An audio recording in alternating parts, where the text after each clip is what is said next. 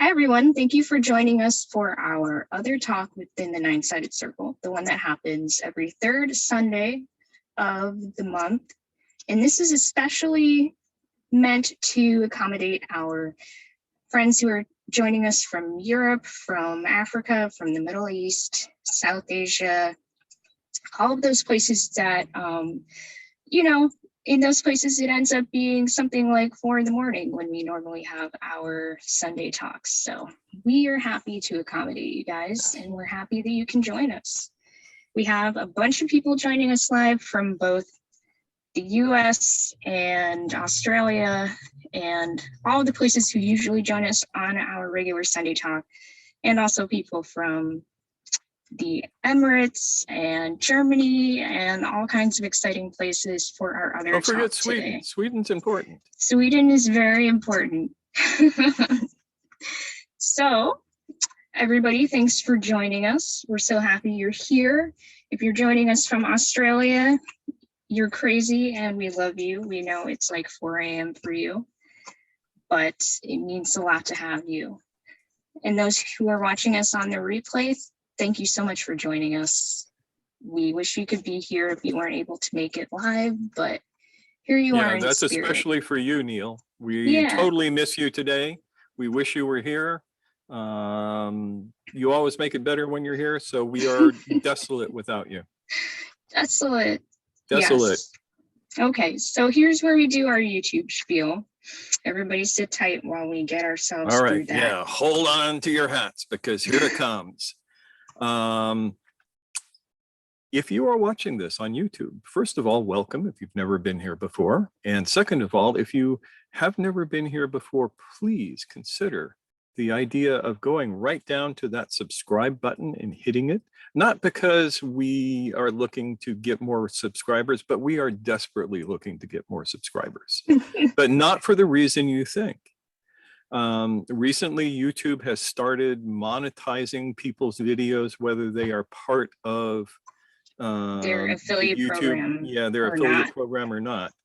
And they've started doing it to us. And it turns out that we cannot stop them from doing this, except if we get enough subscribers that we are allowed to join their partners program, in which case we can manually demonetize each video so it won't show anything. It's a weird catch-22 sort of situation. Well, I mean, we're scrabbling. Right. It means we have to qualify for the program. We have to meet their parameters. And then we have to use our membership for our own ends. That's essentially what we want to do. We are not interested in monetizing our channel. We are not interested in having YouTube monetize our channel, especially if they're going to be using it to advertise things that we definitely do not support or believe in. So there you go. Yeah, and they do. I was horrified to find that the first thing I saw on our videos was a guy who is talking about, he starts out with talking about his ayahuasca experiences and then goes into his spiel about why you should buy all of his stuff, which is horribly overpriced and completely worthless. Right. And we would like you to not be duped by these people. It was kind of a whiplash too, right? Like he's talking about his experience and then he talks about his marketing thing, and it's just too much. Yeah, so help us out. And help us screw over YouTube for doing this to us. So subscribe. There you go. Yeah. And also feel free to make comments. We love your comments. We try to answer every single comment, and the only comments that we don't deal with are spam stuff or trolling. And we don't get a lot of that, thank God. And if you like us, hit that like button, the little thumbs up. And if you hate us, hit the hate button. All feedback is valuable to us.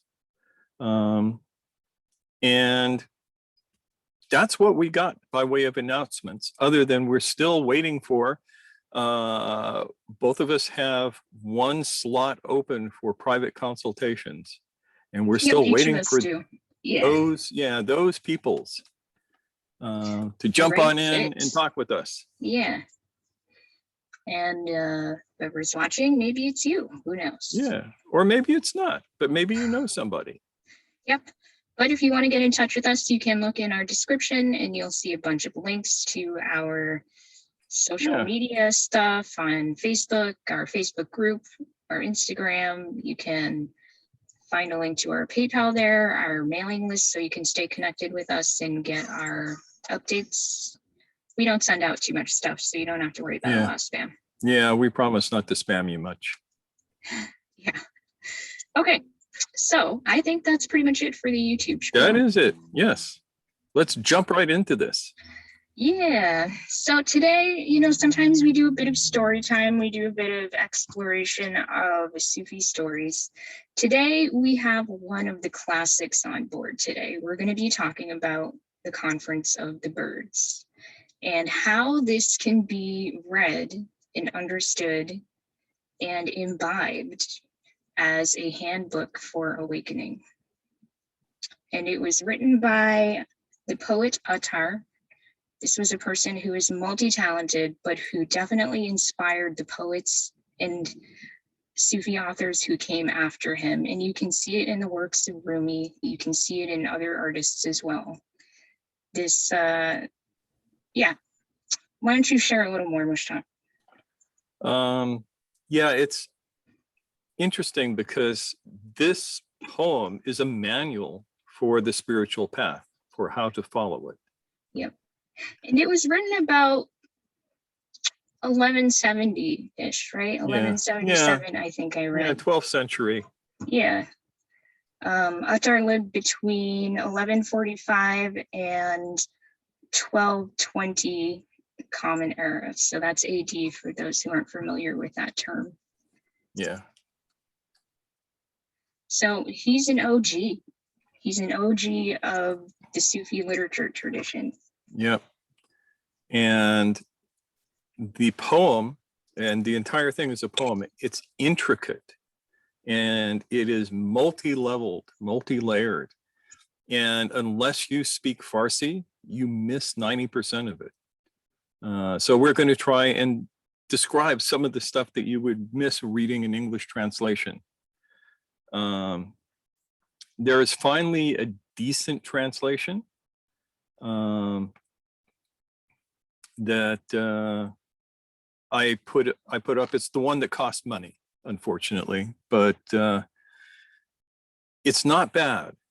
It's not perfect, but it's better than anything else I've seen so far. And back in the day, I would have, I'd be sitting in the khanaga, in the Sufi house, and the sheikh there would have his dervishes read from this book. And when I say read, it's not just like, and the bird said do this. They sing it. It's music. It's beautiful. And then after they read some little portion of it, there is a discussion about what does this mean? How do you apply this to your own life? And then they do it again. And that can go on all night long. Many gallons of tea can be drunk. Much coffee. Yes. Yeah, people think that the Arabs are all about, you know, shipping oil to the West. No. Coffee. Coffee was the best import out of Arabia that we have ever had. Seeing why I'll just nod knowingly. Yep. Thumbs up.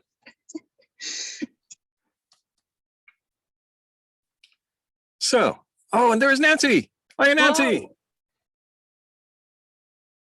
And did I see Zainab popping in? Yes, I see Zainab. Zainab's here. She's got the camera off, which is probably half in bed. You know? Yeah. But hello, Hi, Zainab. All right. Hello. Hello. Good morning. So Zainab, to start this off, do you think if you have it handy, could you read like a few lines from the poem so that people can hear what it actually sounds like? Yeah, I can do that. My voice is a bit not the best, Yeah. but yeah, can you hear me? Yes. I can hear you. You sound great. Okay. So I'll just start from the very beginning, and it's actually a few pages that it goes through how the universe was made, actually. So Yeah. Bismillah ar-Rahman ar-Rahim. آفرین جان آفرین پاک را آنکه جان بخشید و ایمان خاک را خاک را بر آب بنیاد او نهاد خاکیان را عمر بر باد او نهاد آسمان را در زبردستی بداشت خاک را در غایت پستی بداشت آن یکی را جنبش مادام داد وان دگر را دائما آرام داد آسمان چون خیمه برپای کرد بیستون گرد زمینش جای کرد کرد در 6 روز 7 انجم پدید و از 2 حرف امر نه تارم پدید مهره انجمن ز زرین حقه ساخت تا فلک هر شب در آنجا مهره باخت دام تن را مختلف احوال کرد مرغ جان را خاک بر دنبال کرد بحر را بگداخت در تسلیم خویش کوه را افسرده کرد از بیم خویش بحر را از تشنگی لب خشک کرد سنگ را یاقوت و خون را مشک کرد. Thank you. Mm, And it just goes on like that, page after page of this beautiful lyric that is literally music to hear. yeah. I'm seeing some moved faces. Yeah. Yeah. And even Thank when you, you don't know Zainab. what it means, it's beautiful. Exactly. Yeah. I mean, you can hear the poetry in it. You can hear the musicality in it. And you've given us a blessing this morning, Zainab. Thank you. So, He also says thank you. Yeah. so Cool. let's talk about what we're looking at with this poem. Mhm. So the story here is that all of the birds of the world show up, and we're looking at 1, 2, 3, 4, 5, 6, 7, 8, 9, 10, 11, 12, 13 that are mentioned in the beginning by name, and because they have certain attributes. The first is the Hoopoe, which is the English name for it. What is, well, can you tell us the Arabic name for this bird? الهدهد. Yay. Yes. Hudhud. And Zainab, is that the same in Farsi? Yes, yes. Yes.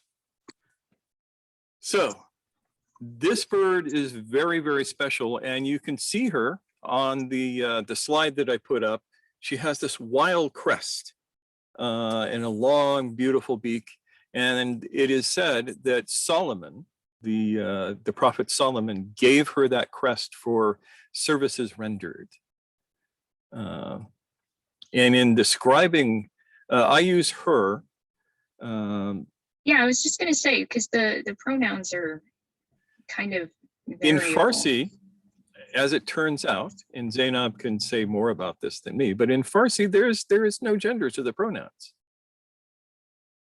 In the Quran, is the hudhud female?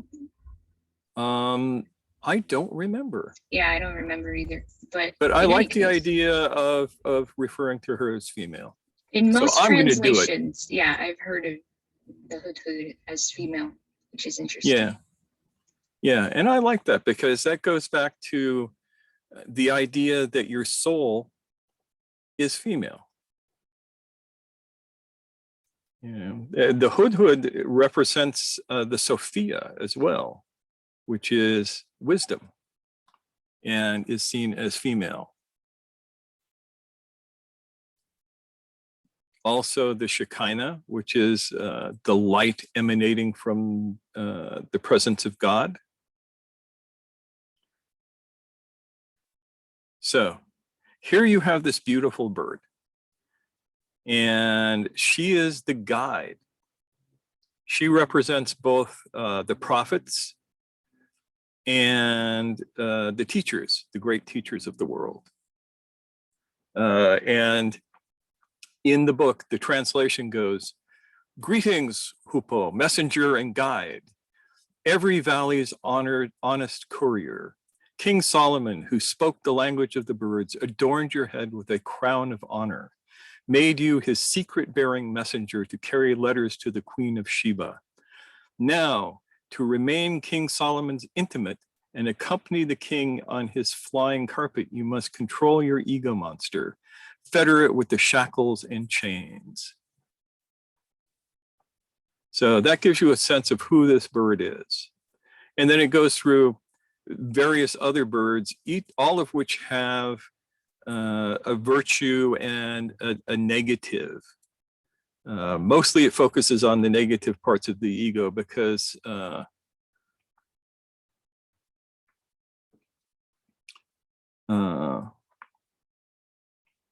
that's what we're dealing with in this book, is dealing with icky stuff. Icky stuff, yes. Yep. The icky stuff of the ego. Yeah, so you have the peacock, for instance. It says here, "Greetings, peacock of paradise's 8-doored garden. You who were struck by the 7-headed snake." That's important, 7-headed. "The whisperings of the snake exiled you from Eden and sank you into grief, took you away from the Lot tree and the tree of life, and darkened your heart with nature's veil. Until you crush that snake, you will not deserve to know the mysteries of the path. Free yourself from that ugly serpent, and Adam will welcome you back into the garden once more." So that gives you a sense of how each of these birds are being talked about. And I will suggest to you, because there's no way in an hour we can cover even a fraction of this book, I would suggest that it's worth getting your hands on. We're taking the time, yeah. Yeah. So we have an introduction to the birds. And what happens is that the birds get together and they seek a sovereign. And what they're looking for is a guide. And they are in the place of children at this point. It reads, "The birds of the world gathered from near and far. They said, 'No nation is without a leader. Why is it that we don't have one? A body without a head is without direction. Let's seek a sovereign without delay,' so they converge to seek a leader worthy of the nation of birds." And immediately, the Hoopoe speaks to them. She steps forward. And even in English, this is very beautiful. "The Hoopoe stepped forward, hopeful and restless. A wayfarer's cape hung from her shoulders, and the crown of truth graced her head." I'm changing the translation of this a little bit as I read it. "Schooled in the ways of the path, the bird's perception was swift, its spirit attuned to right and wrong." So let's take a look at that. The wayfarer's cape, that's the Sufi cloak. Wayfarer is a decent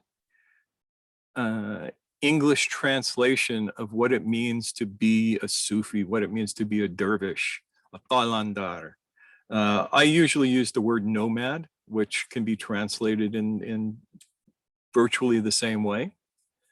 But so this is saying, the Hoopoe is a dervish, the Hoopoe is a Sufi. And she's come, with the cloak, the khirka, they call it, and it's a special kind of cloak. And the crown in Iran, when you talk about a Sufi's hat, they call it a Taj. And this would be Taji Haq, the crown of truth. And the Taj is like, each Sufi order has a traditional hat. And that's how you tell, oh, they're a Mevlevi or they're a Qadiri or any of these things. We have a traditional hat. It is your basic beanie cap.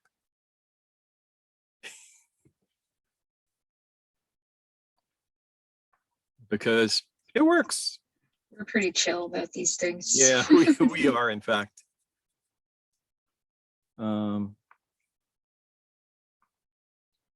So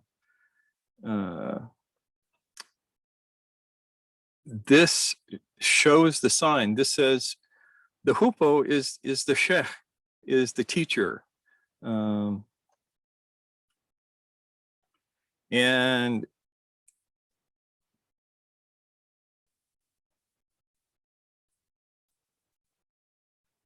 she goes on to say to assembly of birds, the Hoopoe spoke. I am the messenger bird for the visible and invisible.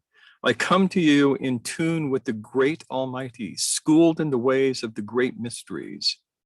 A bird who carried Bismillah on its beak, for all King Solomon's letters began that way. It is never far from the well springs of mysteries. I pass my days minding my own business. No one bothers me. I have freed myself from all creatures. Therefore, they too leave me in peace. I occupy myself only with the needs of the king, and I don't bother with anything else.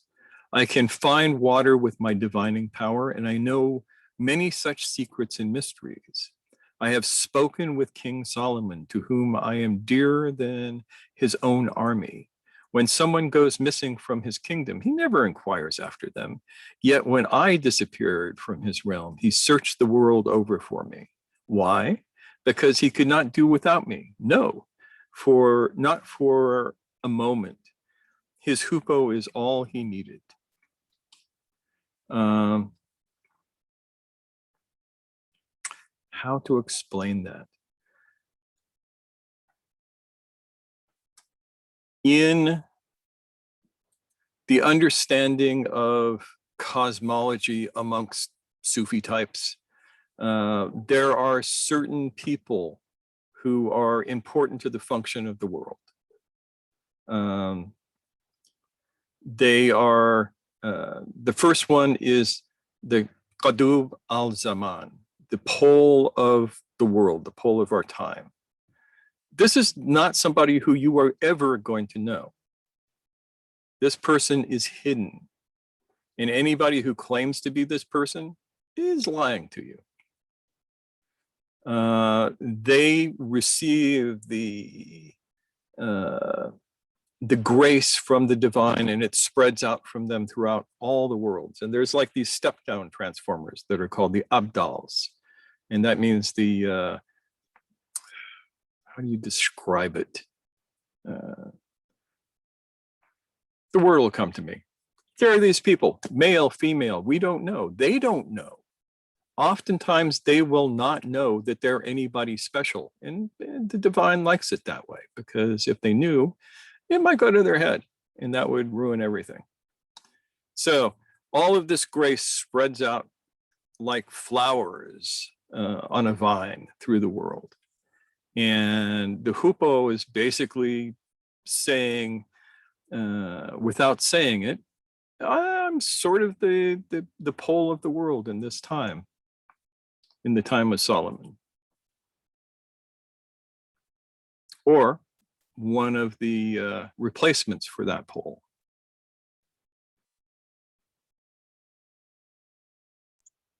Once that pole passes away. Yeah. Yeah. So anyway, it goes on to talk about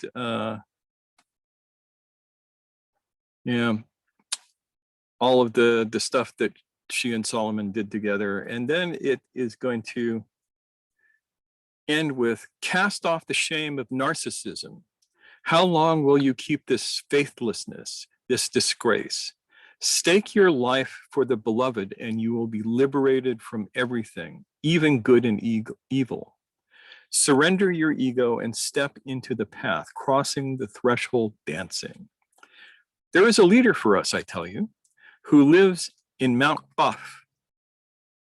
Simorgh is the beloved's name, the leader of all birds, who is closer to us than our own blood vessels. Yet we stay far from that great one, so very far. Simorgh nests in a blessed sanctuary. So this is where we first hear about this absolute paragon of the birds, the Simorgh.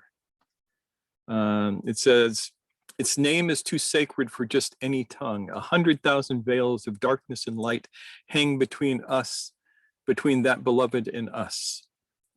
So it's fairly obvious here that the Hoopoe is talking about the divine reality. No one in either world dares to seek that absolute sovereign. The Simorgh does not reveal its home. How can science or wisdom even seek or hope to find its nest? There are no roads to its court, nor any signposts to point us there. 100,000 creatures have tried to find it and lost their minds. No one can describe Simorgh, not even the pure spirits. No mind can fathom that great one who leaves awestruck and dumb both reason and soul. So the birds are intrigued by this, of course, because, obviously she's describing God, the divine reality, the unity, that which is beyond description. And so the birds go, yeah, let's go and find this bird and make them our sovereign, make them our king, make them our leader. They're intrigued, they're enthusiastic. They're like, Yeah. ooh, shiny, that sounds cool. I want that,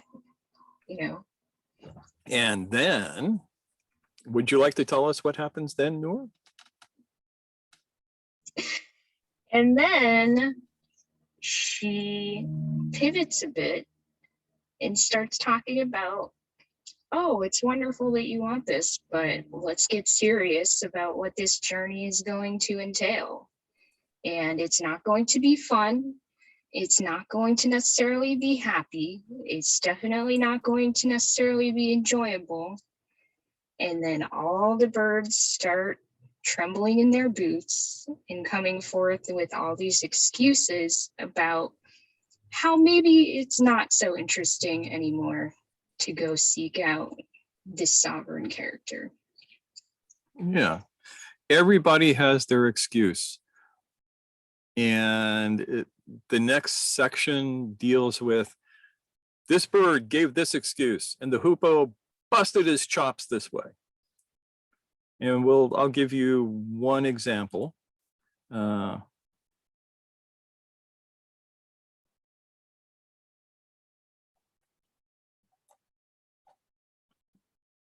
Let's find one. Oh, and there's stories interspersed in all of this. Each story gives you an example of something that you need to know, like the story of Sheikh Sana and how he fell madly in love with this Christian girl and he gave up his faith and he did all of this stuff and then he got it back and she became a Muslim with him and all of this. And there are secrets hidden in there that go beyond this tawdry little love story. Exactly, yeah. It's not what you see on the face of it is not nearly all that is there. Yeah, and it never is. And we're going to talk about that. And sometimes things don't mean what you think they mean. So Yes. that's another piece to it. because a lot of this is camouflage to tell things that are not necessarily comfortable or acceptable to talk about in everyday conversation.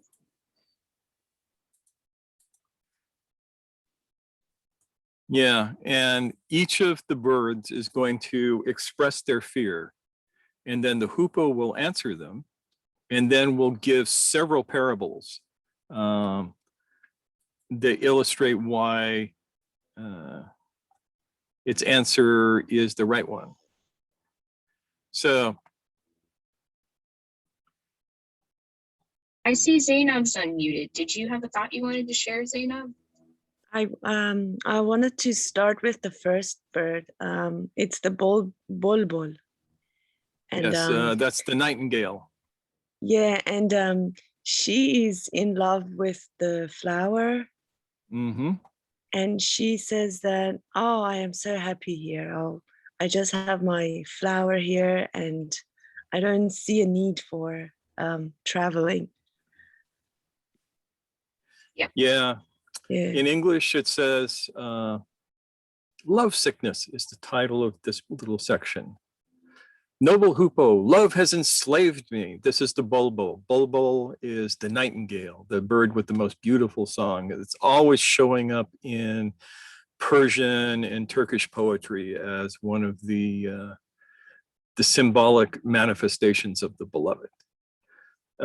When that winter of hearts came my way, reason departed. I was done for. The sight of that face robbed me blind and set fire to my life's harvest. A single breath away from my love is excruciating. This love eats up all my patience. How can I, distracted lover that I am, take up this journey? My heart will boil with worry in its own pool of blood. 100 trials lie in the valleys ahead. How can I tackle the road without my love's moon-like face? I am beyond all remedy or healing, beyond all infidelity and faith. Both my belief and unbelief come from love. The fire that burns my soul is fed by love. It is true that I am alone in this misery, but in love, the pain is companion enough.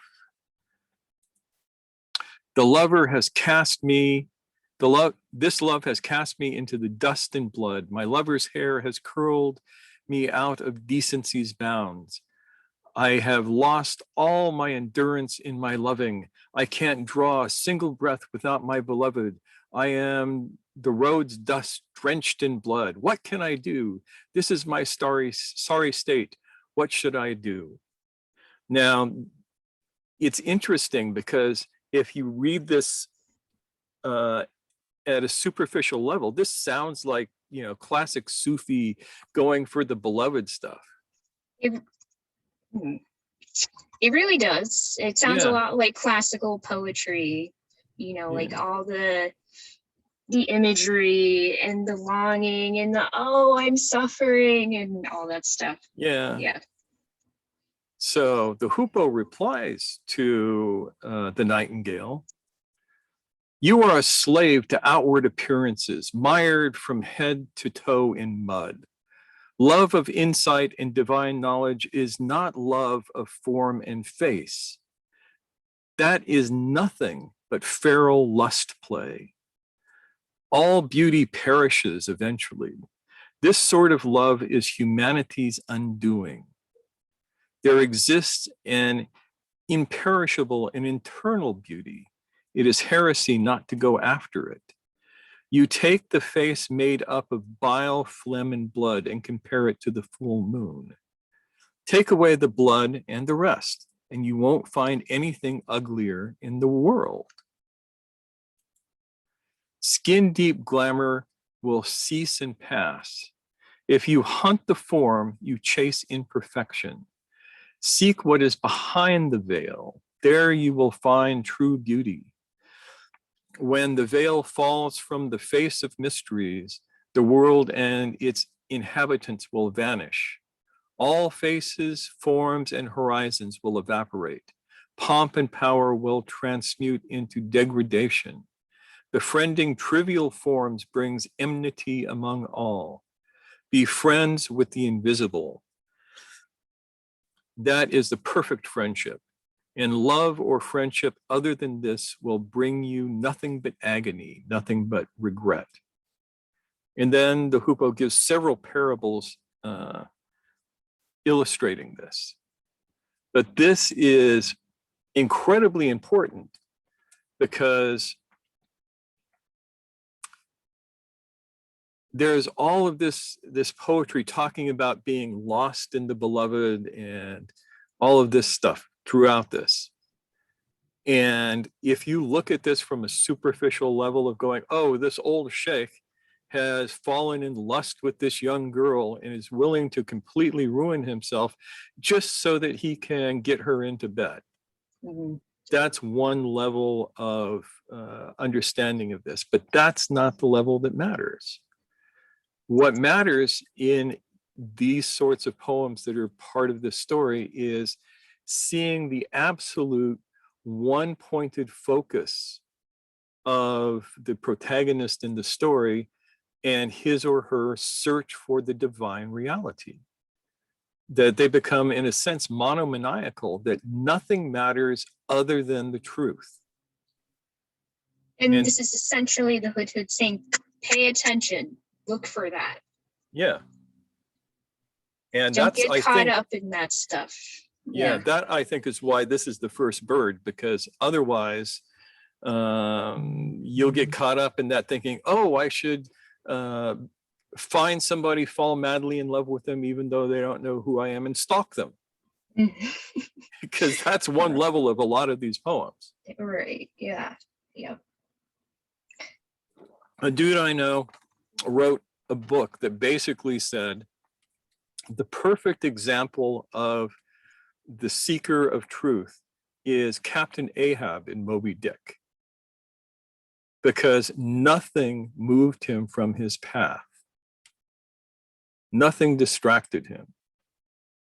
And even though it's a weird point, it's a good point, because that's what we are saying here with all of these poems about the lover and the beloved, and how they will do anything for getting next to the beloved, is that sense of one-pointedness of nothing in the world matters except discovering the truth. And this book lays all of this out in this way. Does that make sense? Yeah, do we have any questions or thoughts so far?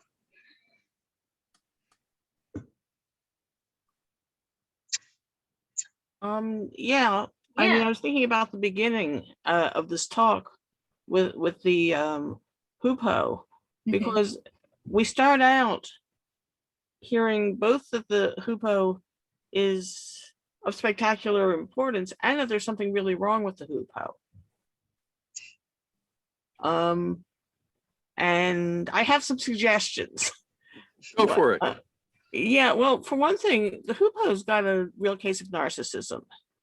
You know, it's all like, King Solomon trusts me as a messenger, and nothing about respecting or liking King Solomon. If someone is lost, King Solomon doesn't care and the Hoopoe doesn't care. But if the Hoopoe is lost, King Solomon wants the Hoopoe.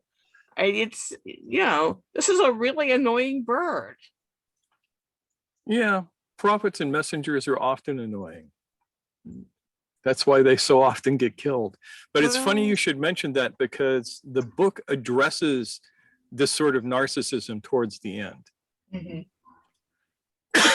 And in the beginning as well. But yeah, all of us, every human being, needs to overcome a certain innate sense of narcissism. This is the process of becoming a human adult, is giving up the narcissism of childhood and accepting the conscience of adulthood. Yeah. Yeah, because this is kind of the Hoopoe asserting her rank in a way. You know, like, I know things, so you should listen to me. And, you know, perhaps at that time, given their stage of development, that's what was needed right then. But as we go through the story, we see in the conclusion, everybody ends up in the same place. And perhaps we will be able to talk more about that. Yeah, we're going to jump ahead here because, though, Nancy, thank you for that. These are important points, and always tell us when you come up with these great thoughts.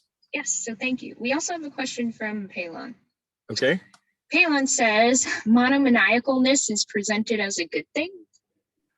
When it comes for the search for truth, yes. That's When pretty it much comes, when it comes to awakening, it's important because everything will distract you. And in order to truly awaken, you have to make this the number one thing in your life. Because life is designed to come in and go, hey, look, shiny, exciting. Mm-hmm. Yeah.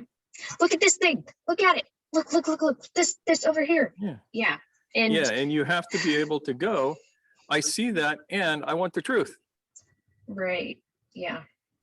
And how do you maintain that momentum? How do you maintain that enthusiasm? Part of that ends up looking like monomaniacalness and behaving as that as well. Yeah. Yeah. And the thing is, though, that monomaniacalness needs to be tempered with a bunch of qualities that we're about to talk about. And that's important. That is definitely relevant to the story. So thank you, Palon. Yeah. So after the birds try and chicken out and the hoopoe slaps them around a bit, they take off. And the next section of the poem is going to talk about the 7 valleys that need to be traveled through. And I will tell you that these valleys are the Valley of the Quest is the first one. The Valley of Love is the second one. The Valley of Knowledge is the third one. The Valley of Detachment is the fourth one. The Valley of Unity is the fifth one. The Valley of Wonderment is the sixth one. And the seventh valley is the Valley of Poverty and Annihilation, which are special words that need to be explained here. Each of these valleys have things that you must confront. So the Valley of the Quest is where the wayfarer begins by casting aside all dogma, all belief, all unbelief. So some things about that.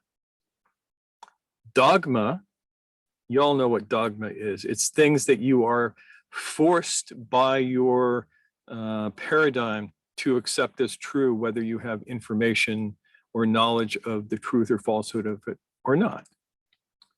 So for instance, Christian dogma, depending on the sect of Christianity, says God is 3 separate beings, or God is one being that manifests as 3 separate beings, and one being is this big old mean guy who lives up in the sky somewhere. Another is gentle Jesus, meek and mild, and the third is a ghost. And I'm not being far facetious from this, depending on the group that you come through.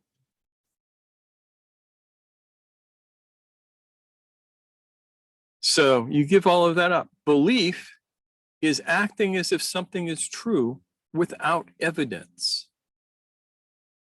Unbelief is acting as if something is false without evidence. And these tie into dogma.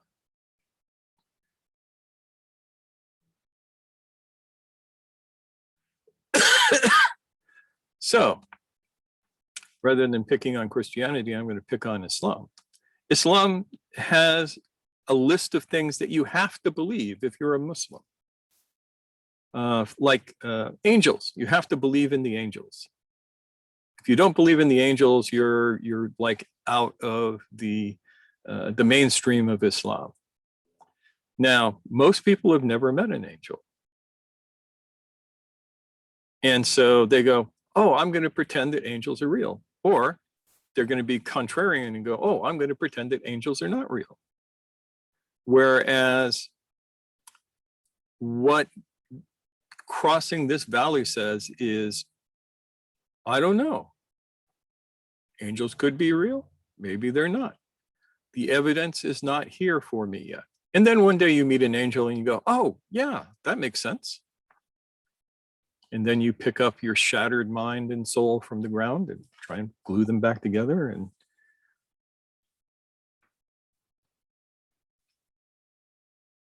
so does that make sense about belief and unbelief?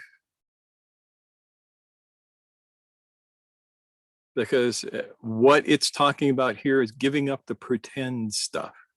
Yep.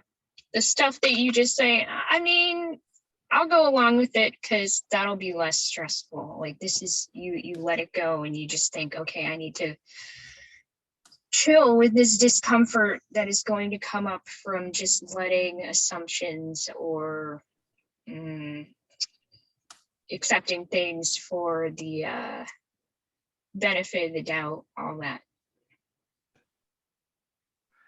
And in this valley, your enemy, the enemy that is waiting with spears and knives and swords and chariots and machine guns and atom bombs and everything, is pride. Takabur. Pride is the thing that will keep you from crossing this valley. And it's the pride of going, hey, I know. I have the truth. My beliefs are correct. Look at me. I am a good whatever. I'm a good Muslim. I'm a good Christian. I'm a good Jew. I'm a good Hindu because I follow all of these dogmas like I'm supposed to without ever knowing the truth. Do you think it would include the opposite as well? Like, yes. I don't believe in that. That's fucking stupid. Yeah, exactly. Yeah. So all of this is coming here. And each of these valleys addresses a level of the nafs. Nafs is a word that means ego, basically. And this is the nafs al-amara, the commanding self. To get through this valley, you have to develop certain qualities. And the main qualities are chastity and faith. And I have to say something about chastity does not mean abstaining from sex. Chastity means to maintain your internal purity. You become impure when you desire the other as object. And a lot of these stories point this out in very interesting ways. You know, the Sufi sheikh who sees the beautiful young woman and is taken by her has no sense of her essence. No sense of who she is as a person, has never even talked to her, is just lusting after the image. That is unchaste.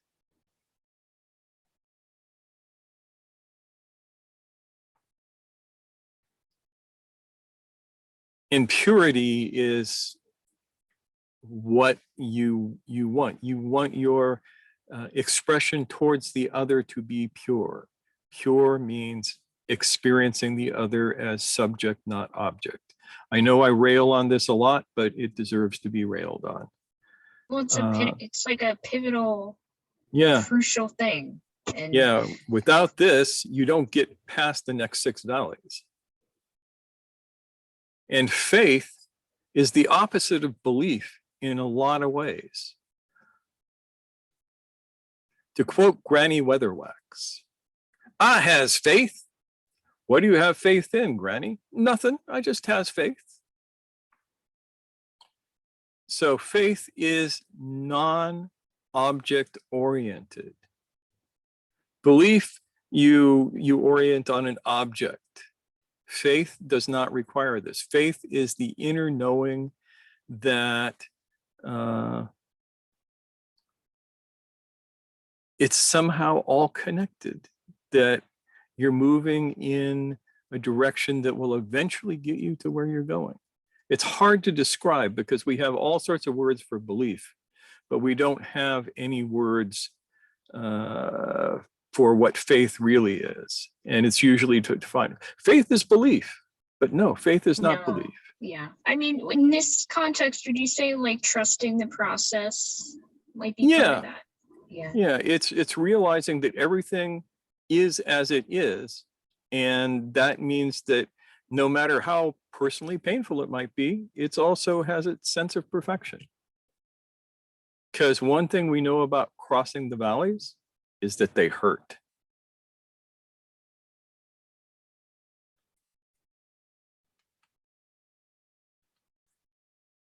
So the second valley is the valley of love, where reason is abandoned for the sake of love. Its enemy is greed. This is known as,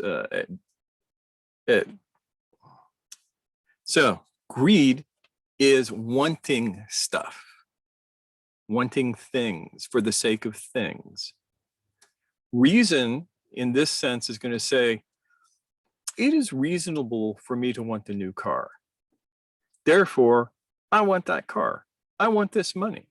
It's always, you can make reasons for this. When it talks about reason, it's not talking about logic in the sense of using thought to determine what is true or false. It's talking about making excuses, basically. I have the excuse of wanting this, and you have to give that up. And greed is the main enemy of this. Greed says, no, you deserve to have this. Okay, so like rationalizing. Yeah. That's kind of making excuses. Okay, yeah. And for the sake of love is, again, it's another thing that gets confusing because when you use that word here, it's not talking about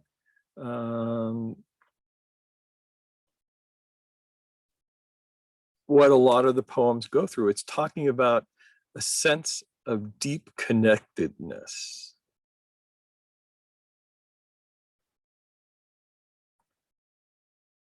The blaming self is the part of the nafs that one works on. And this is where you look at your behavior and you start going, this makes me uncomfortable. This behavior is not something that I actually want. It's not aligned with my purpose.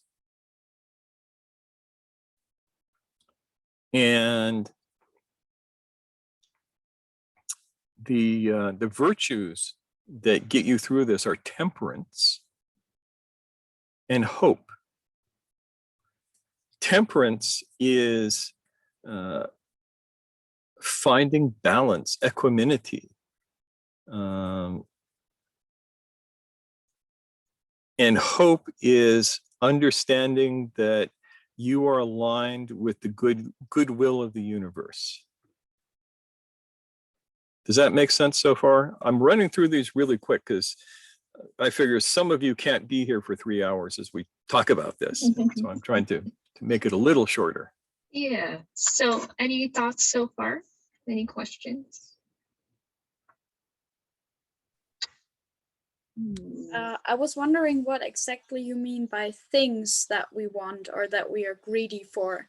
If this is just material stuff or also, I don't know, no. affection that we think we need and deserve or something from another person.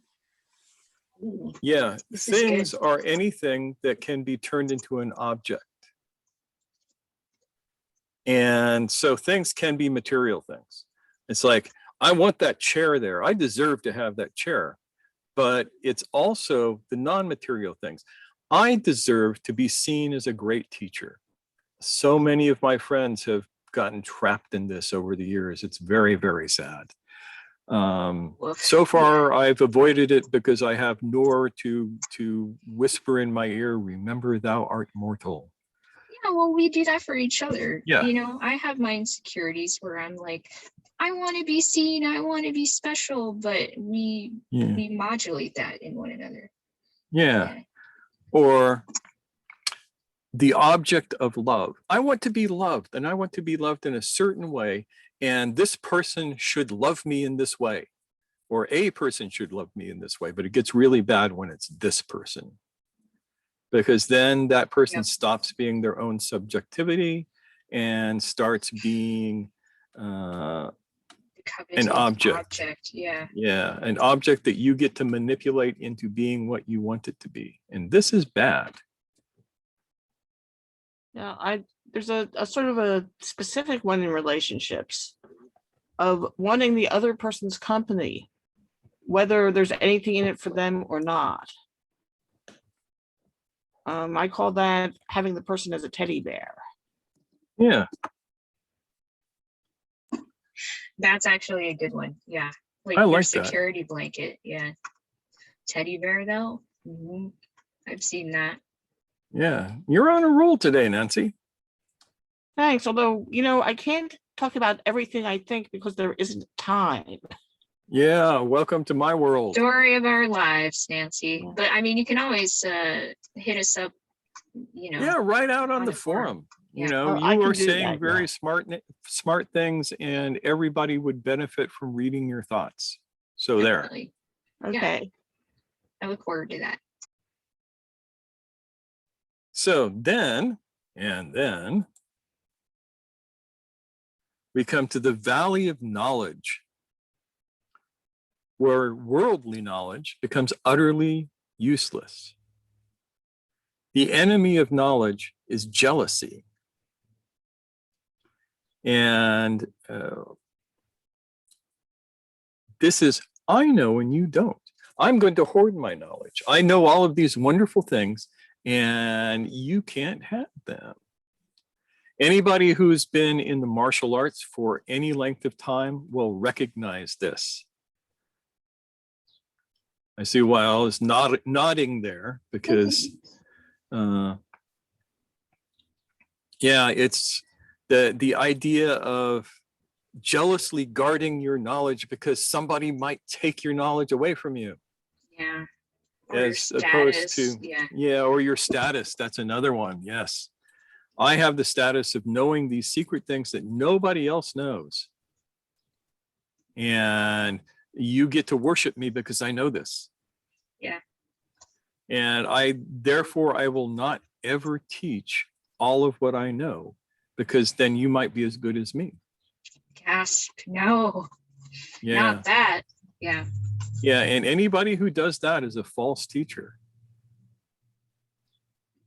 A real teacher wants their students to surpass them. They want to be able to give them everything they know and have that student figure out some stuff for themselves and make the art better, whatever it is that they're doing. Yeah, and there's some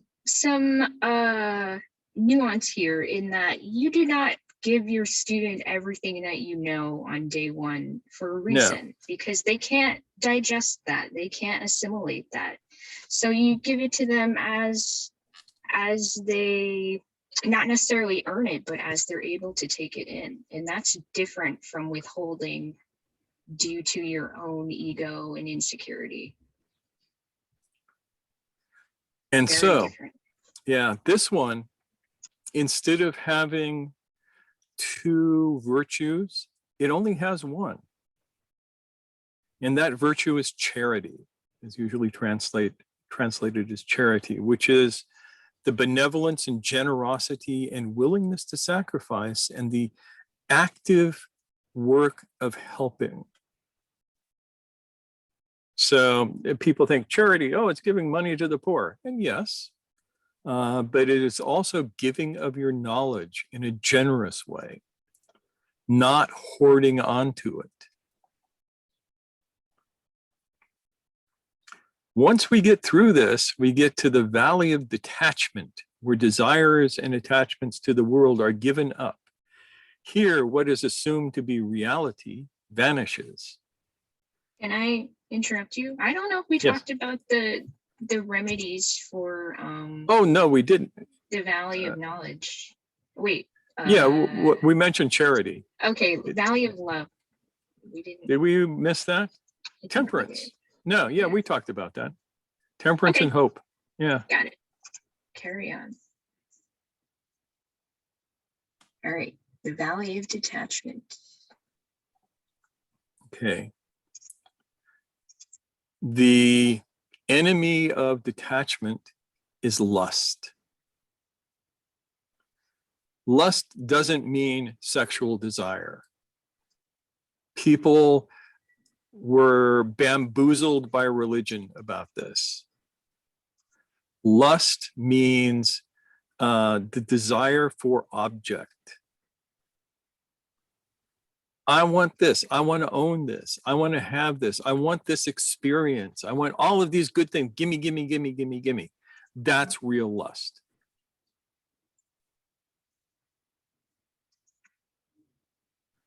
And this is a hard one to get through because what happens to your ego at this point, this is called the nafs at peace or the secure self. You're feeling pretty good when you get here. You're only halfway through the journey, but you're feeling pretty good. This is where you have things that are people who end up stopping halfway up the mountain, as we say. And this is about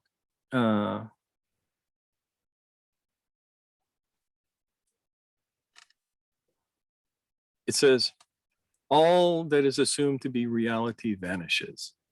And reality is the reality of things. Y'all know that song made famous by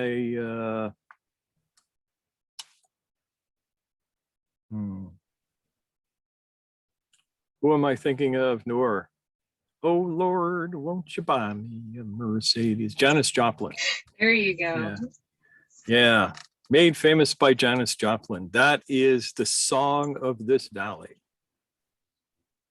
Y'all know that song? Yeah. If not, go look up Janis Joplin and listen to the song Mercedes Benz.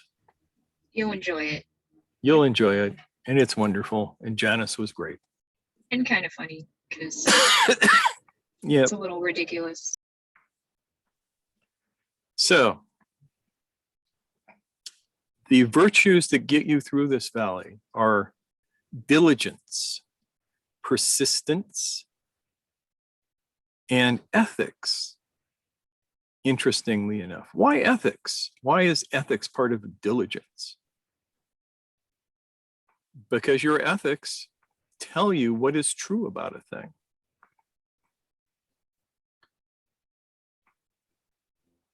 And your ethics are going to go, you only have ethics when you have a conscience. So your ethics are going to be contrasting what your ego wants with what your conscience wants. And you have to make sure that your conscience wins. So my ego wants this Mercedes Benz. My conscience says, what you desire is actually some form of transportation, and God gave you the best transportation at the end of your legs. Could Yes. be.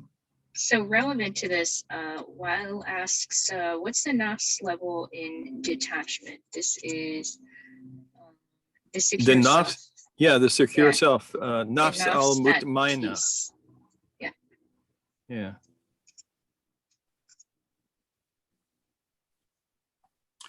Then the fifth valley is the Valley of Unity. And in the Valley of Detachment, fortitude. Yes. Yes. Yeah, the never giving up. Mhm. Okay. Valley of Unity. Yeah, so the Valley of Unity is where the wayfarer realizes that everything is connected and that the beloved is beyond everything, including harmony, multiplicity, and eternity.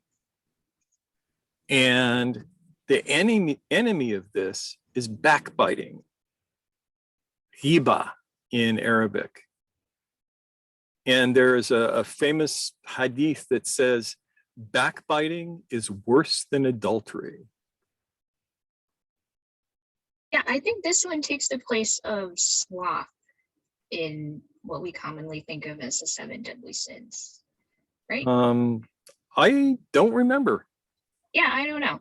But, you know, Yeah. we don't necessarily talk as often about backbiting in the Christian tradition. So this is something that is really Yeah.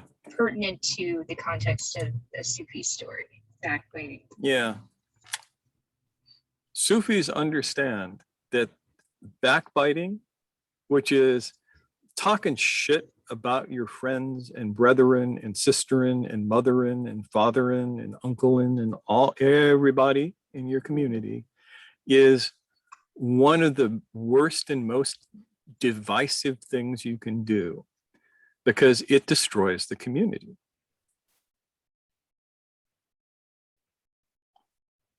And it's something that, dare I say, Muslims have been particularly vulnerable to.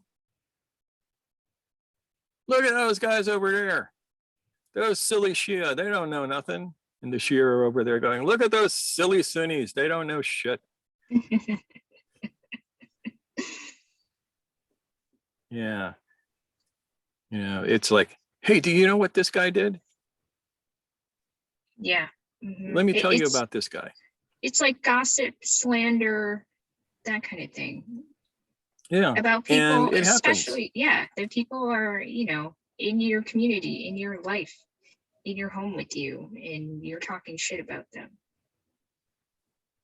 Yeah, and it's particularly amusing because the place that you find this more than any place else that I've ever found it outside of politics is in amongst spiritual teachers. You get all of these spiritual teachers, and the thing that they will do is talk shit about each other behind their back. Had this happen just a couple of days ago. I put up that little video. Yeah. Yeah, and a friend of mine shared it, and somebody on his page who lists themselves as a fourth way teacher jumped on and said, bullshit, Mhm. Yeah. right? Bullshit. Sufis have nothing to do with the Enneagram. And this is all lies, and fuck this guy. End of story, end of conversation. And it's like, didn't actually watch the video because it doesn't say anything about the Enneagram being Sufis. And it was just the guy fancies himself a teacher and felt threatened because somebody might know something that he didn't actually know. Yeah. And so he has to attack it. This happens within the community of spiritual teachers so often that it isn't even funny.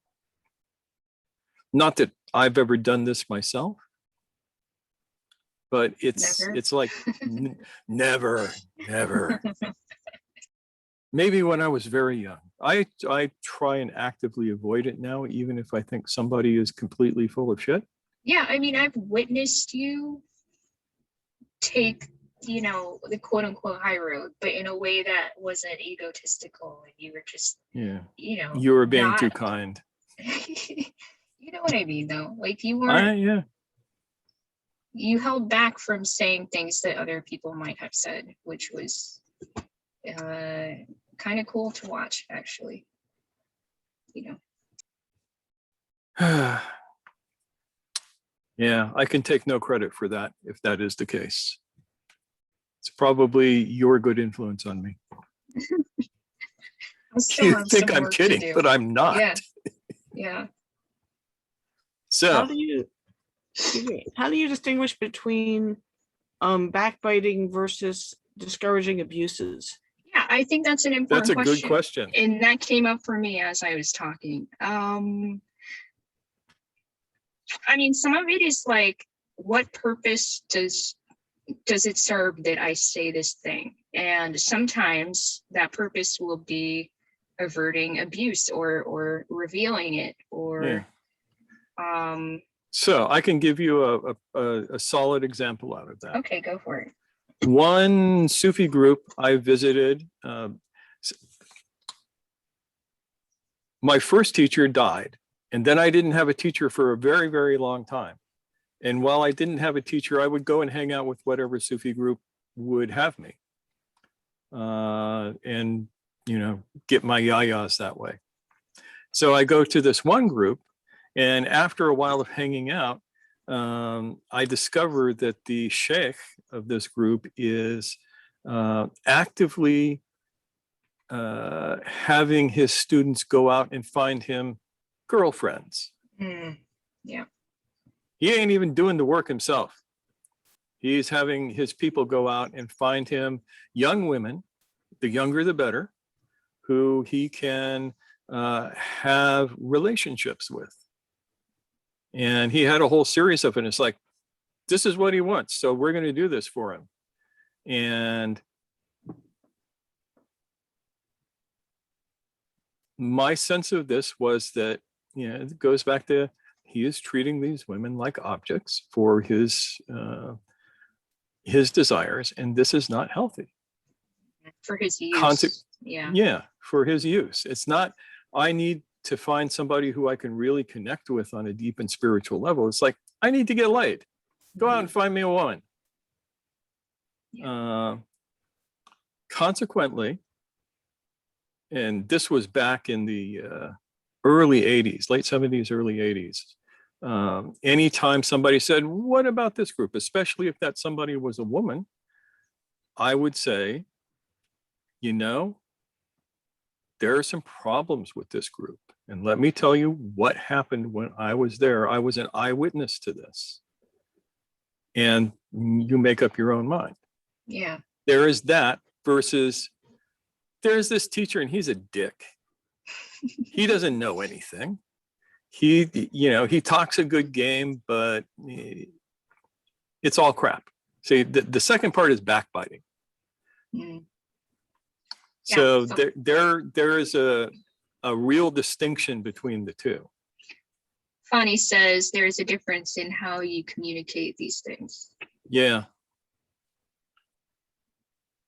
Yeah, and there are, you know, in the so-called spiritual world, abuse seems to be epidemic sometimes. And so, yeah, especially for women, not just for women, because guys will get it too in various different ways. And it's not always sexual, but it's definitely abuse. And if somebody who I know and care about is about to go and hang out with people who I am pretty sure is going to hurt them, I will tell them. And then they'll make their own choice, and I'll be there to catch them if they fall out of the group. As opposed to just talking about, this sheikh is no good. He's not a real sheikh. You hear that ever so often. He thinks he's a real sheikh, but he's not a real sheikh. He doesn't have the high level of my teacher. I am so relieved that I have no levels. Takes a lot of the drama out of it. Yeah. So if anybody tells you I have no levels, I have no thought, they're right. They're absolutely right. Nod your head, say thanks for the information, because it's true. And Noor has one level, but it's not one that gets in the way of her teaching. And he waits to see if anybody's going to ask what it is.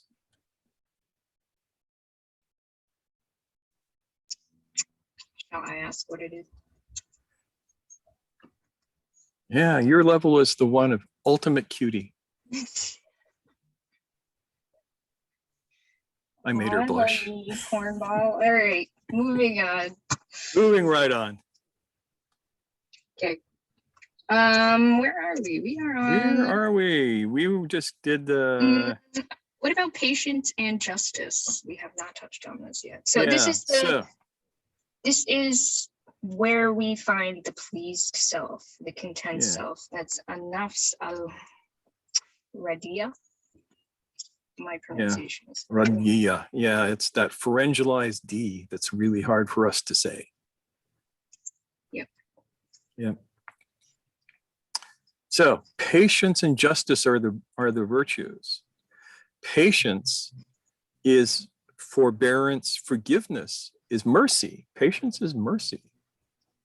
And it is taking as long as it needs to take to get the job done. Justice is literally being fair and equitable to others and yourself.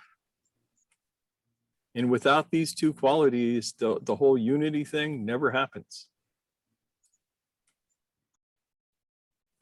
6 is the Valley of Wonderment, where, entranced by the beauty of the beloved, the wayfarer becomes perplexed and steeped in awe, finds that he or she has never known or understood anything. And the enemy of this valley is stinginess. This is known as the pleasing nafs, or the gratified self. So, stinginess. Why would this be stinginess? Here you are with this amazing beauty around you. You feel this connection with the beloved. You experience awe. Stinginess is, I'm going to hold on to this. It's not even, I don't want you to have it. It's, I want to keep it. And one of the worst things you can ever do as somebody on the path, as a wayfarer, is to hold on to your states.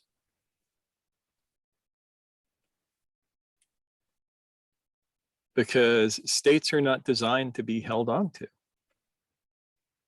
They pass through you. So you have a state of expansion. Wow, the world is wonderful. And you want to hold on to it, because what's coming up next is a state of contraction. The world is wonderful, but I'm a terrible person, right? Mm-hmm. And the moment you are attached to either of these two, you're in trouble. So the virtues that get you through this are kindness and prudence. Kindness to yourself.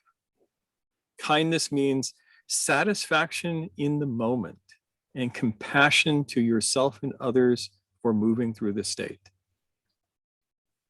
And prudence is care and moderation. And it can be moderation with anything, moderation with your money, moderation with your food, moderation with your attention. But it also, prudence is being able to look ahead and see what's going on and how you might need to keep a little something and let go of a little something. And this gets us to the last valley, the valley of poverty and annihilation, where the self disappears into the universe and the wayfarer becomes timeless, existing in both the past and the future. Interestingly, the enemy of this valley is malice, kina. And this is called the purified nafs, nafs al-safiya, or the completed self. And humility is the thing that will get you through this. Temperance is the action that will bring humility. So those are your virtues. Now, why malice, do you think? I mean, malice is the worst of all of these. Yeah, why do you guys think that malice might show up here? What do you think, Wyatt? I was going to ask a really dumb question by saying, No, what is malice? ask. Yeah, what is malice? What- That's okay. Yeah. Shall I pull up a dictionary definition? Yeah, the Arabic word that is actually used here is kina. Do you recognize that? I don't have it written out in proper script, just in English. No, I don't recognize it immediately, but I will look it Yeah. up, I promise. Okay, well, Um, let me look up yeah. the English word for Yeah. everyone's benefit. Yeah, malice is the enmity that you feel towards another person or the universe. Yeah, feeling a need to see others suffer. Yep. The quality of threatening evil, aka like malevolence, which is you're wishing bad on people. You, like I said, want to see them suffer. Ill will, delighting in harm or misfortune to another, a disposition to injure another, a malignant design of evil. Okay. Any wicked or mischievous intention of the mind. So I think all of these kind of help us shape what we mean Yeah. here. And this is the point. The trap in this is here you are and you're at this pretty profound spiritual state, and you see something happen to somebody who you don't like or did something to you, and you go, good. Or ha, loser. Yeah. They suck anyway. I'm better than them, so they deserve it. Yeah. And again, Does you it- find this amongst teachers more than anybody else in the world. Does this Funny. have Yeah. anything to do with seeing someone else suffer, but like learning something from it? No, because if you have malice, you don't learn anything from it. Okay.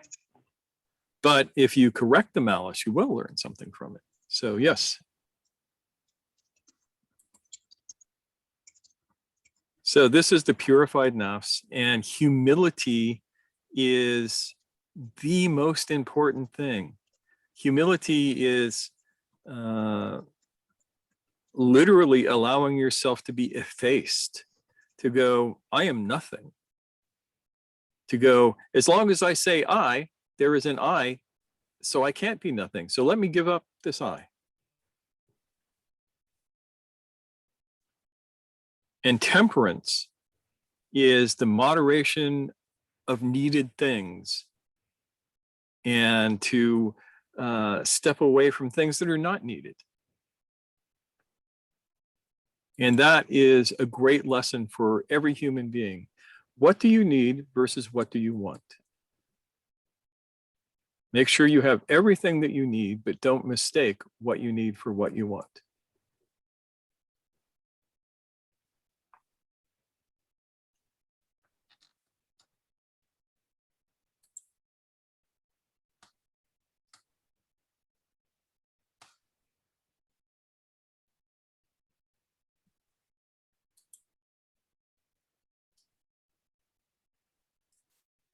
So these are the 7 valleys.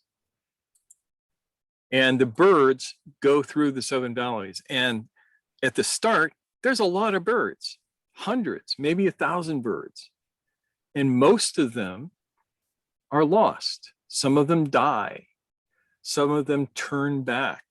Some of them stay in the valley because it's a very cool valley as far as they're concerned. And they go through all of this stuff. And at the end of it, emerging from the other end of the valley are only 30 birds. Out of thousands. Yeah. And this is pretty much the story of the spiritual path of every 1,000 who start, maybe one makes it. And not because there is any flaw in the path or anything like that. It's more that illusion is so comfy. So comfy. And the path is not comfy. So let me give you the birds get through and they encounter the great Simorgh. And the poem says, shamed and mortified, the souls of the birds turned repentant and became ash. Thus purified of themselves and what they had been, the spirit of the Almighty shined and bestowed upon them new spirits. Make a note of that. They found themselves new lives and once again became amazed. What they had and had not committed in the past was wiped away, erased from their breasts. The sun of proximity poured its rays on them and endowed them with new life. They saw the face of Simorgh, but was but a reflection. And they looked closer and saw the reflection was their own. Simorgh, which means 30 birds. They were startled, they were amazed, and still more astonished as they advanced. They saw how they themselves were the great Simorgh. All along, Simorgh was in fact 30 birds. When they looked at Simorgh, Simorgh was where they themselves stood. And when they looked at themselves, they saw Simorgh standing there too. And when they looked at both, they were one and the same in every way. Simorgh was them and they were Simorgh. Have you ever heard such a thing? Bewildered, bereft of reason and steeped in thought. They could fathom nothing because they stood in a state of absolute nothingness. Wordlessly, they asked the beloved to unveil the mighty secret, relieve them of this confusion of identities, this you and us and you. Wordlessly, the answer came. A mirror is the beloved's sun-like face. Look into it and see both body and soul. Yourself, soul and body, you. You have arrived as 30 birds, and in the mirror you see 30 birds. Had you come as 40 or 50, you would have seen in the mirror 40 or 50. Though you've come in great number, you still see yourself. You will always see yourself. How can anyone's gaze reach us? Can the gaze of a flea reach the Pleiades? Have you ever seen a gnat lift an anvil or an ant take an elephant in its mouth? All that you have known, all that you have seen were illusions, all of it. Nothing you have said or heard was actually so. The valleys that you traversed were in me. The bravery you displayed was mine. You were asleep in the valleys of my attributes, and you came to remain 30 astonished birds, without hearts, souls, or patience. But I am infinitely better than any 30 birds. I am faultless, the absolute 30 birds. Come and obliterate yourselves in me and find yourself once more. Like a shadow that vanishes in sunlight, the birds surrendered themselves to the Great One and became utterly nothing. Silence fell as both the pilgrim and the leader became one with the way. And then I'm going to skip ahead. Actually, I'm going to tell you the story because you should hear it. This Mansur al-Hallaj was a great Sufi saint. And he was murdered by the mullahs because in a moment of ecstasy and union with the beloved, he uttered the words, Ana al-Haq, which means, I am the truth. But it wasn't his words who said that. It was the divine speaking through him. But they killed him. And they say, when Hallaj's body had completely burned into ash, a lover came and sat by what remained, rummaging through the great man's ashes, wailing, tell me the truth. Where is the man who cried out, I am God? Haq is another name for God. All that you have uttered, all that you have heard, all that you knew, all that you have seen, all of it from the very start is just the beginning of the fairy tale. Disappear. This ruin is not your abode. What matters is the essence of truth, independent and pure. What does it matter if truth branches or not? When the true sun shines eternal, does it matter if here is an atom or there it's a shadow? And this ends with the birds return from annihilation. It Do you want me to says, read this one? yeah, you should read this one. Do you have Okay. this? Yeah, I got it in front of me. I'm good. Okay. Okay. The birds return from annihilation. When more than 100 centuries had passed, timeless centuries, without past or future, the vanished birds, by an act of grace, were returned from annihilation to themselves. They who were now free of their egos were restored to their selves. They traveled from fana to baka, from annihilation to eternal existence. No one, ancient or young, can explain these two states. Just as something far from the eye is hard to perceive, so are the states of fana and baka, too distant from human comprehension. Yet disciples and followers seek to understand these states through parables. How can I even begin to explain this? A new book must be started. Only those who fit to know such mysteries can see what's behind the veil. As long as you live in existence, how can you enter non-existence? Fool, nothing in this world lasts. Wake up, rush towards non-existence. Don't get caught up in what was in the beginning or in the end, for it's useless in the end. The Almighty tends you like a babe in the womb, heaps favors upon you tenderly, gives you knowledge of its own mysteries, gives you awareness of its own might until you grow active and smart. Then that all-knowing obliterates you into utter effacement, casts you from glory to abasement, returns you to the dust of the path, and annihilates you several times over. But in the midst of this annihilation, the beloved unveils 100 mysteries, then grants you absolute and complete eternal life and glory, just as you were given humiliation. What do you know of what lies ahead? Come to yourself. Reflect deeply on this.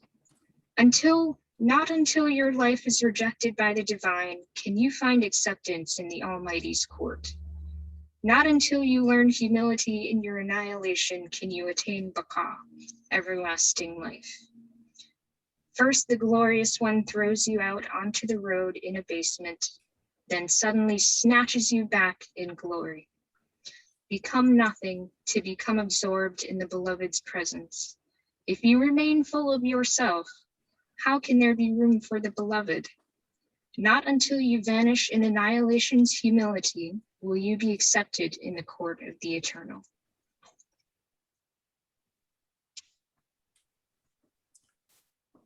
And that is basically where the book ends. And that's something to think about.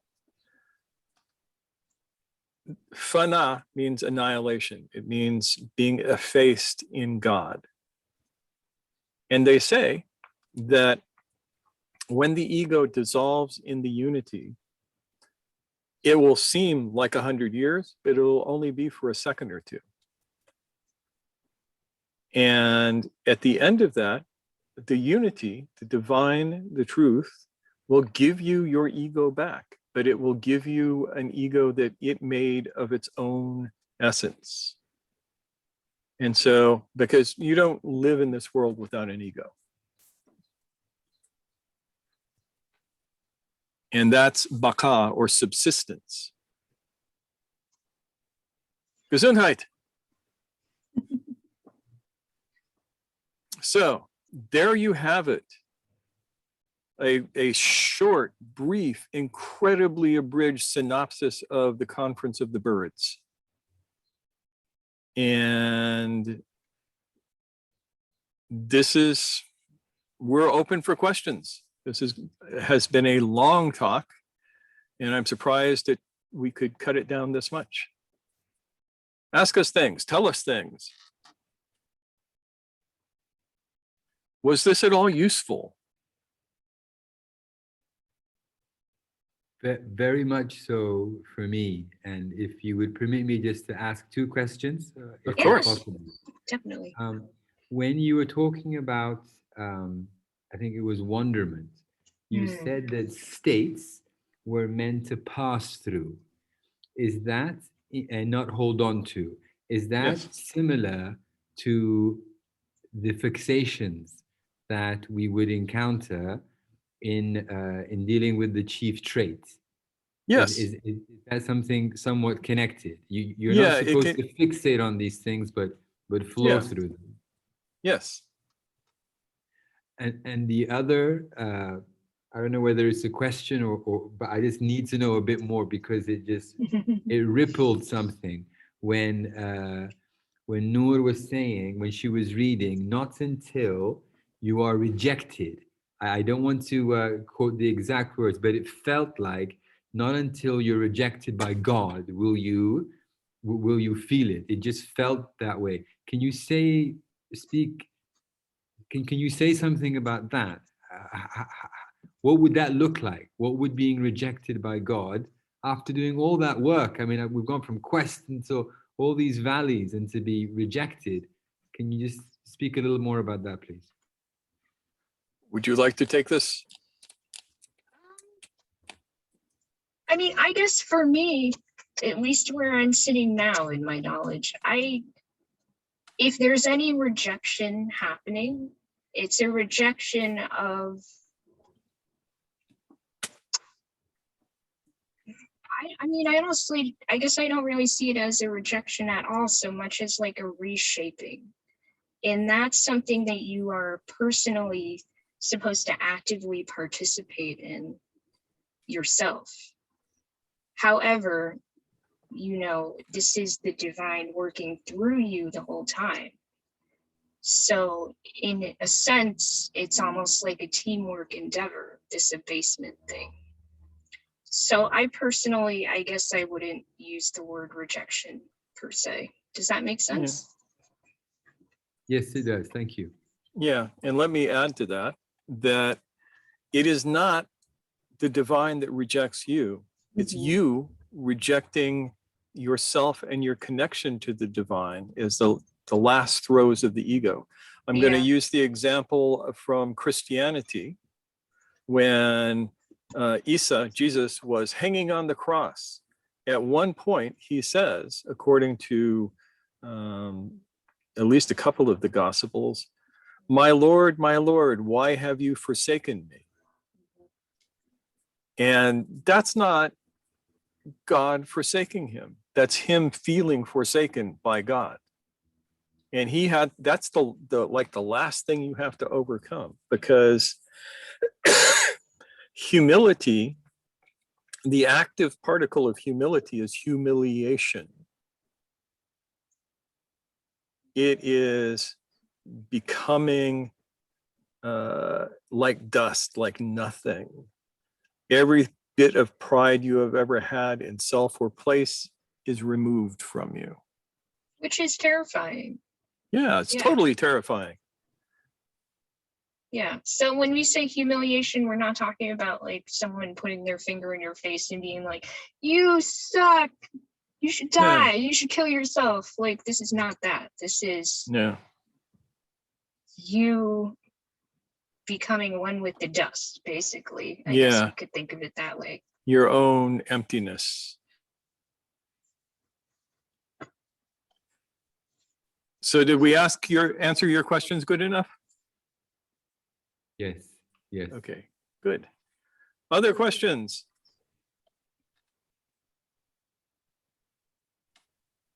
Funny. What's going on? There's no questions that comes up for me. I think it's things that I will stew on for a little bit. I tend to not get questions when I sit here, but rather afterwards, if any. So yeah, that's cool. It's a good talk. Thank you.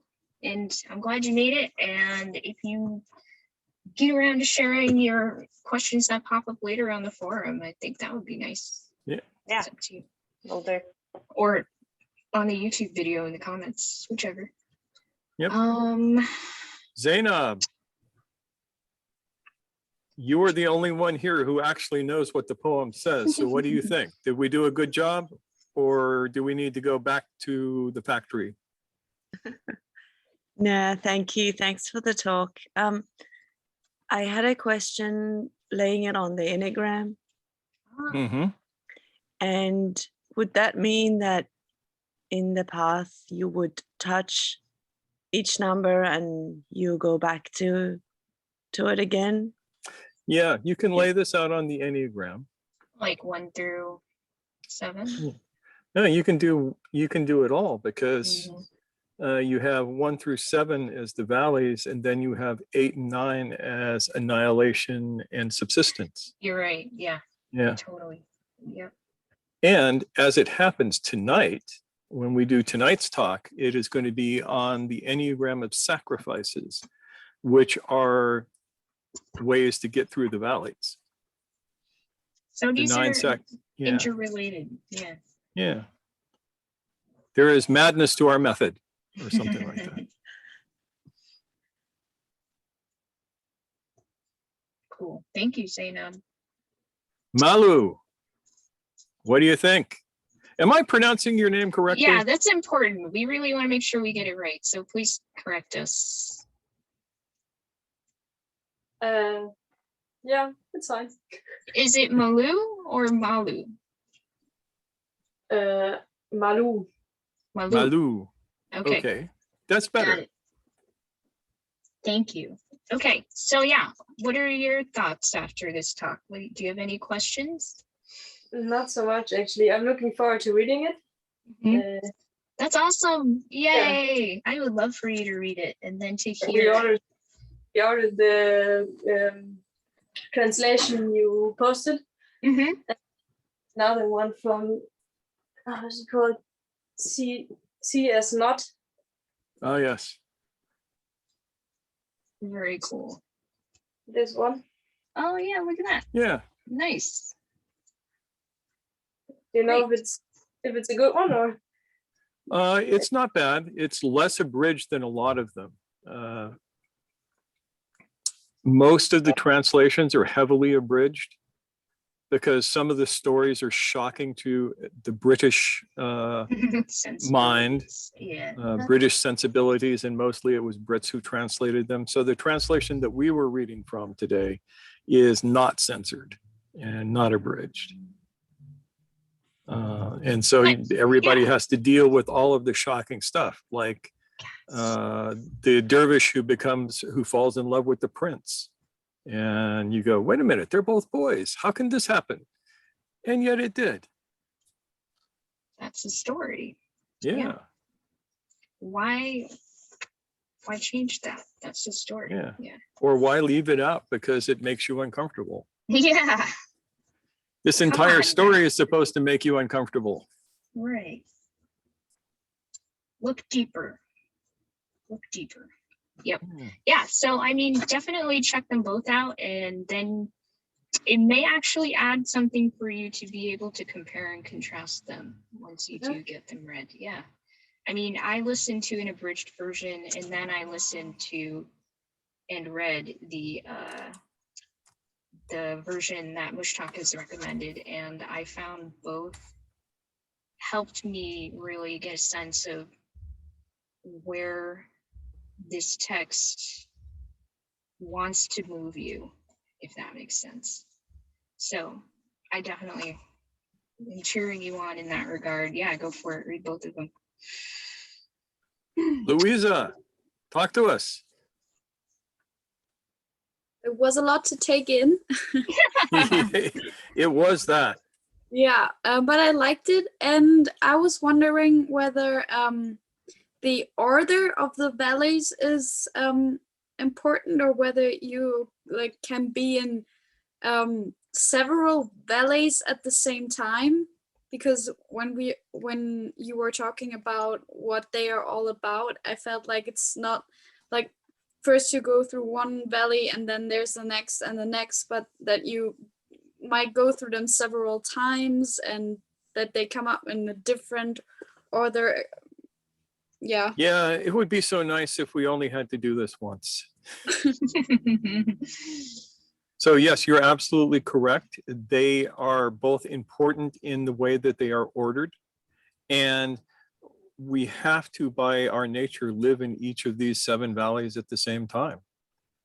It's just, where do we focus our attention? Mm-hmm. Yeah. That was the in the last part that we read to you, where it said, "Ah, this was all illusion. All of these valleys, they were just me." With the divine talking to the last 30 birds. Now, the ultimate truth of this, and the thing that people miss, is that it is easier to get through the valley as a community. These birds did not do it as individuals. They did it as a group. And their reward, as it were, was as a group. There was not one of them who was like, "Oh, I am now the great bird." It's all 30 of you. Yeah. All 30 of you are the great bird. And this is what I meant when I said the Hood kind of disappears into the collective by the end of the story. She the is Hood one of the 30 is, birds. yeah, the Hood is completely effaced along with everybody else. Mm-hmm. So her rank, though it supported them in their journey, means nothing once they encounter the beloved. Yep. And so working in isolation is very hard. Working as a group is easier and more difficult, because you'll have 30 egos at first. Yes. 30 people to hold hands with. Come on, let's do this.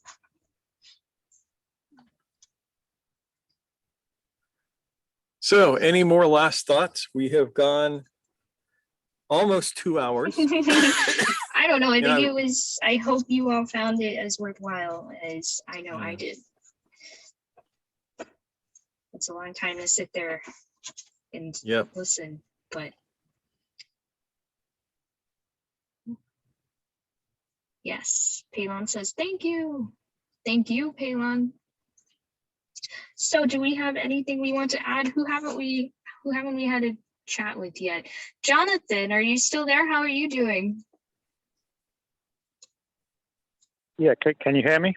Yes. Yes. Yep.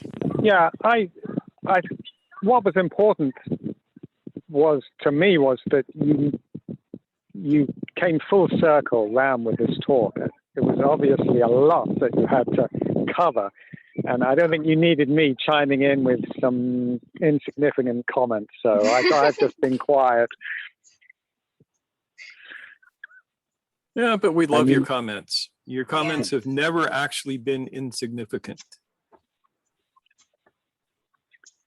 Well, thank you. And thank you. Don't let it go to your for your head, thoughts. but your comments are good.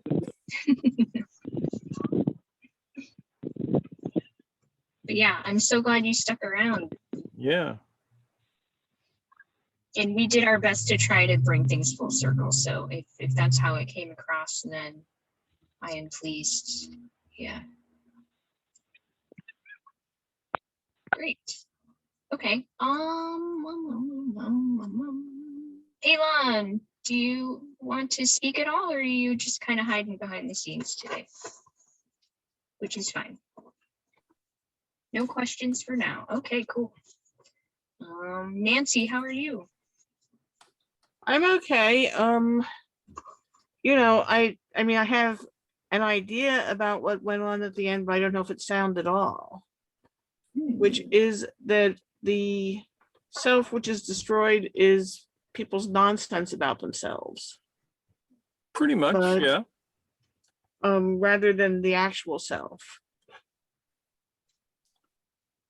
Yeah, that's why we try and make the distinction between the ego, the mechanical self, and the essence, which is the self with a capital S, or the no self. So yeah, you've got absolutely the right of it. Again, don't let it go to your head, but you've been on a roll today. Yeah, I try to keep a grip.